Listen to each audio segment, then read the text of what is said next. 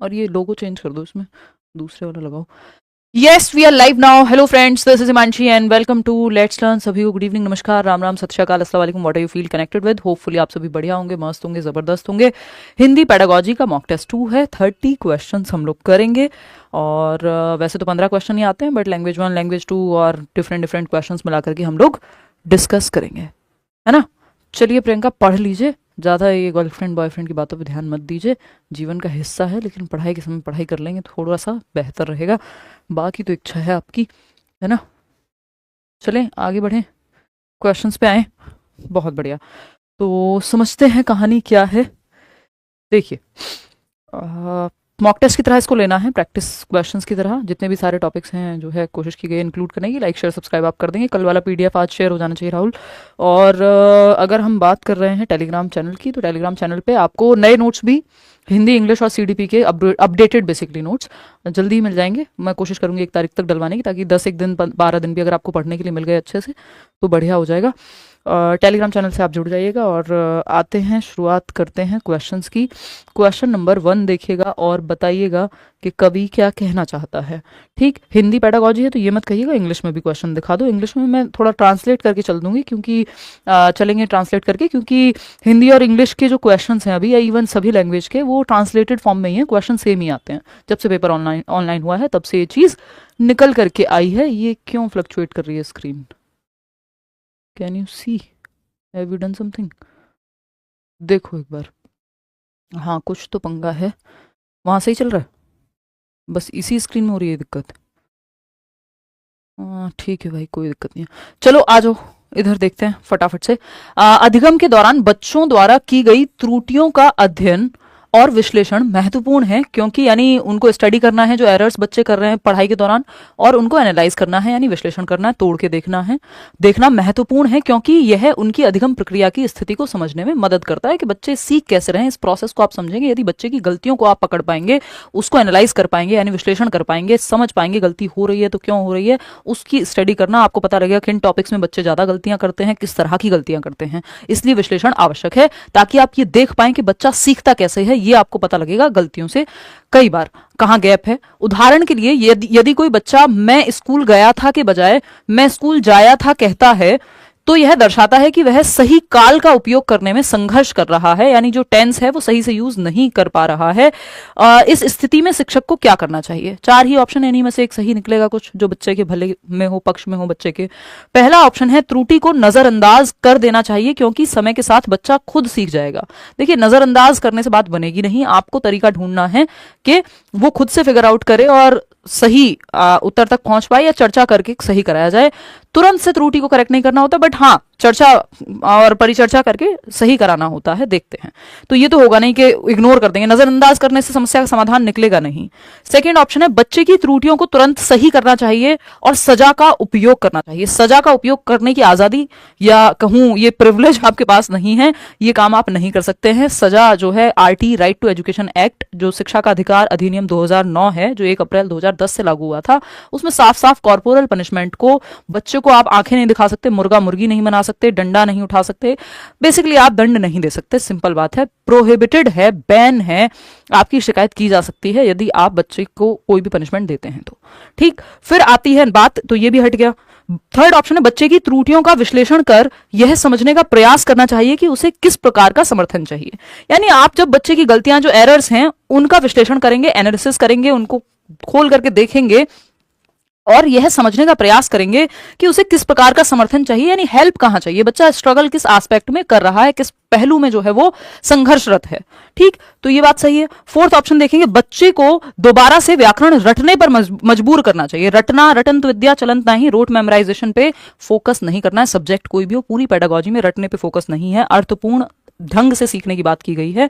तो त्रुटियों का विश्लेषण करके ये समझने का प्रयास करना है कि बच्चे को हेल्प चाहिए कहां पे। अगर उसको पास्ट टेंस में या भूतकाल में या वर्तमान में, जहां पे भी दिक्कत हो रही है, जिस भी तरह की गलती है, उसको उसका विश्लेषण करके, उसका पता लगा करके, उसकी पूरा क्या कहेंगे, ऑटोप्सी करके, एकदम उसको चीरफाड़ करके, और फिर आपको सॉल्यूशन तक पहुंचना है। तो third option is the right answer over here.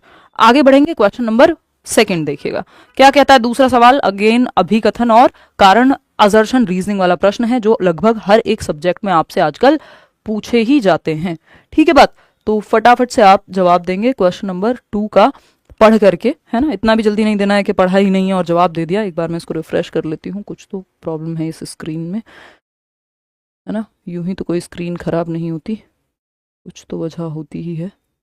ये फ्लक्चुएशन पता नहीं आज क्यों है, बट क्या ही हम कर सकते हैं इसमें, वही देखने का प्रयास हम कर रहे हैं।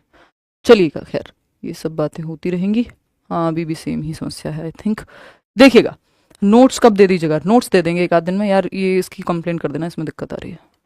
देखो एक बार सेकंड क्वेश्चन देखिए आप, स्क्रीन देखना हम कर देते हैं बंद यहाँ से, क्योंकि यहाँ समस्या जो है बरकरार है, फ्लक्चुएट कर रही है स्क्रीन। देखिएगा, ये नए स्टूडियो में पता नहीं रोज़ नई नई समस्याएं आती रहती हैं।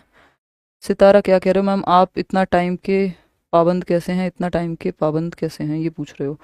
बस क्या बताएं, कोशिश करेंगे सच में ही पाबंद हो जाएं। ये जो आपने सार्केस्टिकली मजाक उड़ाया है इसको ठीक किया जाए, है ना। जब चीज़ें ज़्यादा हो जाती हैं और मैनेज नहीं हो पाती तो ये होता है। चलिए आते हैं, देखिए अभिकथन यानी जो आपका स्टेटमेंट है क्या है, हिंदी शिक्षण में कहानी, कविता और नाटक का उपयोग बच्चों को भाषा सीखने में मदद करता है। यानी जब आप हिंदी का शिक्षण कर रहे हैं, टीचिंग ऑफ हिंदी की अगर हम बात करें, तो जो कहानी है, कविता है, यानी पोइट्री हो गया, स्टोरी हो गई, नाटक हो गया, है ना, ये सब जो है ये अलग अलग विधाएं हैं भाषा की, उपयोग बच्चों को भाषा सीखने में मदद करता है। हाँ भाई, बिल्कुल हेल्प करेगा। जब बच्चा कविता गाता है या सुर लय ताल का पूरा इस्तेमाल कर रहा है, कहानी पढ़ता है, नाटक का मंचन करता है, तो इन सब से उसकी भाषा बेहतर होती है, भाषा की अभिव्यक्ति बेहतर होती है, भाषा का अवबोधन या कॉम्प्रिहेंशन बेटर होता है। ठीक, कारण क्या है इसका, ये साहित्यिक विधाएं बच्चों की कल्पना, रचनात्मकता और अभिव्यक्ति को बढ़ावा देती है। यानी बच्चा कल्पना करेगा, जब वो कविता गाता है ना, तो वो कल्पना करता है कि एक मछली पानी में गई या मछली जल की रानी, तो वो कल्पना करेगा, उसके दिमाग में इमेजिनेशन भी आती है, परियों की दुनिया की बात हो रही है तो वो कल्पना करेगा, इमेजिन करेगा। रचनात्मकता, कुछ जब आप बहुत सारी कविताएं पढ़ रहे हैं, कुछ कहानी पढ़ रहे हैं, नाटक पढ़ रहे हैं, आपसे कहा जाए एक कविता कहानी लिखने को, तो आप भी कर पाएंगे। तो क्रिएटिविटी आती है और अभिव्यक्ति, यानी भाषा को अभिव्यक्त करना, अपने आप को अभिव्यक्त करना, एक्सप्रेस करना बच्चा सीखता है। ठीक, तो ये सारी बातें सही है। तो हिंदी शिक्षण में ये सब इसलिए इंपॉर्टेंट है क्योंकि ये साहित्यिक विधाएं हैं और इन सबसे ये फायदे होते हैं। दोनों बातें सही हैं अपनी जगह, ए और आर दोनों सही हैं और आर ए की सही व्याख्या भी है। ठीक, सही स्पष्टीकरण भी है। तो फर्स्ट ऑप्शन सही होगा। क्वेश्चन नंबर 3 देखिएगा और बताइएगा क्वेश्चन नंबर 3 क्या कहता है, फटाफट से देख करके आप जवाब देंगे। क्वेश्चन नंबर 3 कहता है, बहुभाषिक कक्षाओं में जहां बच्चों की मातृभाषा हिंदी से भिन्न हो सकती है। बहुभाषिक कक्षा यानी मल्टीलिंगुअल क्लासेस, जहां कई भाषाएं बोलने वाले बच्चे मौजूद हैं। भाषा अधिगम की प्रक्रिया चुनौतीपूर्ण हो सकती है क्योंकि कई सारी भाषाएं बोलने वाले बच्चे हैं, तो थोड़ा चैलेंजिंग होगा लैंग्वेज को सीखना। हाँ, चुनौतीपूर्ण हो सकती है। उदाहरण के लिए बंगाली भाषी बच्चे सफल शब्द को सपल कह सकते हैं। इस संदर्भ में शिक्षक को क्या करना चाहिए? पहला ऑप्शन है, केवल हिंदी में बोलने पर जोर देना चाहिए और मातृभाषा के उपयोग को हतोत्साहित करना चाहिए। आपकी जो नेशनल एजुकेशन पॉलिसी है, नई शिक्षा नीति, चाहे वो कोठारी आयोग हो जिसमें त्रिभाषा सूत्र, 3 लैंग्वेज फॉर्मूला की बात की है, कोई भी ये नहीं कहता कि बच्चे की मातृभाषा के इस्तेमाल को या उपयोग को, प्रयोग को हतोत्साहित करो। प्रोत्साहित करना है, बढ़ावा देना है बच्चे की मदर टंग को, जो भी उसके घर पे बोली जाती है उसको हतोत्साहित नहीं करना। इवन प्राइमरी क्लासेस में तो जो मीडियम ऑफ इंस्ट्रक्शन है, यानी अनुदेशन का जो माध्यम है, वो मातृभाषा होनी चाहिए बच्चे की। बच्चे के घर पे जो भाषा बोली जा रही है उसमें ही आप उसको प्राइमरी लेवल पे शिक्षण प्रदान करें। नेक्स्ट जो ऑप्शन है वो है, मातृभाषा और हिंदी के बीच समानताओं और अंतर को समझाते हुए बच्चों को नई भाषा सीखने में मदद करनी चाहिए। यानी मातृभाषा यानी मदर टंग और हिंदी के बीच समानताओं और अंतर को समझते हुए बच्चों को नई भाषा सीखने में मदद कर रहे हैं। चलो ठीक है, मे बी। फिर देखते हैं, वैसे हिंदी की कोई अलग से बात यहां हुई थी, नहीं हुई थी। फिर देखते हैं थर्ड ऑप्शन, बच्चों की मातृभाषा को हानिकारक मानते हुए। मातृभाषा कभी भी हानिकारक नहीं हो सकती। जो मदर टंग है बच्चे की, बच्चा जो भी घर से लेके आता है वो बेस्ट है। उसकी मातृभाषा हो, उसकी आर्थिक स्थिति हो, उसकी रुचियां हो, उसकी उम्र हो, कुछ भी है, जो भी उसकी सामाजिक परिप्रेक्ष्य या पृष्ठभूमि हो, सब काम का है। बच्चों को मातृभाषा में बात करने से रोकने के लिए सख्त नियम बनाना नहीं।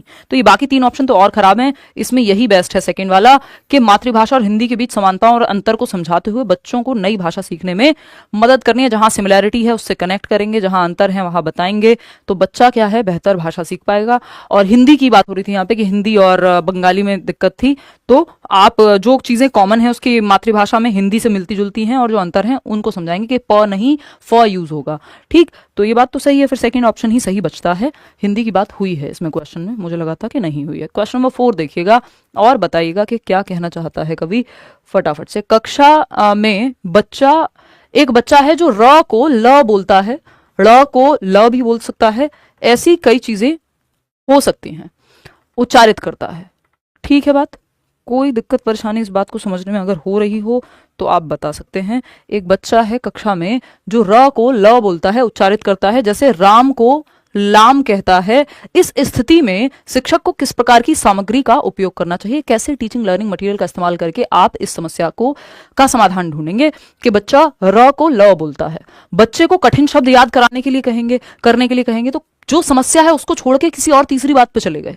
कठिन शब्द याद कराने से क्या होगा? जब यहाँ पे र को ला बोलने की समस्या है तो कोई एक अक्षर है जिसको गलत उच्चारित कर रहा है, वो बच्चे को बोलने या कंफ्यूज कर रहा है। बच्चे को बोलने और सुनने के लिए ऑडियो सामग्री और उच्चारण अभ्यास जैसे फ्लैश कार्ड का उपयोग करना। हाँ, इससे सुधरेगी स्थिति। फिर भी थर्ड ऑप्शन देखते हैं, बच्चे को उसकी त्रुटियों के लिए डांटना फटकारना ये किसी भी चीज का समाधान नहीं है पूरी पेडागोजी में।